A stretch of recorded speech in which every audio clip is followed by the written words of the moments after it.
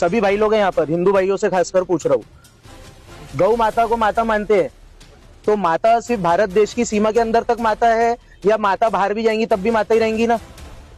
जोर से बोलो ना भाई। माता तो माता ही है ना, चाहे यहाँ पर रहे।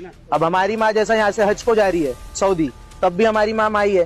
तो मेरा कहना यह है कि ऐसा देखने में आता है कई सारी चीज में, न्यूज में, आर्टिकल्स में, कि भारत देश सेकेंड लार्जेस्ट बीफ सप्लायर बन चुका है पूरे वर्ल्ड का।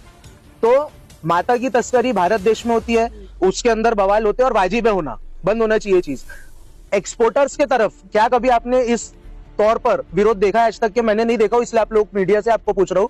इतने बड़े पैमाने पर यदि एक्सपोर्ट हो रहा है भारत देश से, अब वो बफेलो के आड़ में गौ माता की जो तस्करी नहीं हो रही, ये किसने चेक कर अभी तक जाकर? कोई संगठन जाती है क्या?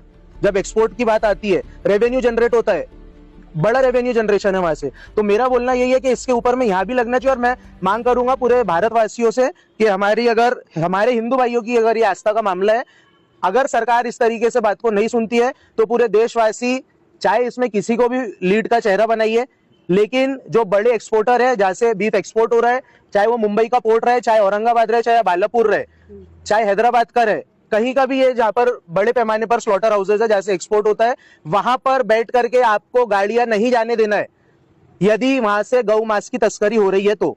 और हम सरकार से निवेदन करते हैं कि अंदरूनी तौर पर और एक्सपोर्ट के तौर पर पूर्ण तरीके से इसके ऊपर में बैन लगाया जाए।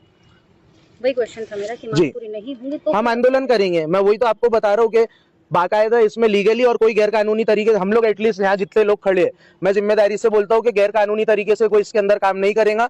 बाकायदा परमिशन ली जाएंगी और वहां पर हम उनका आंदोलन करके वो जहां से जिस मार्ग से, जिस रास्ते से एक्सपोर्ट होता है उसको हम रोकने की मांग करेंगे आंदोलन के।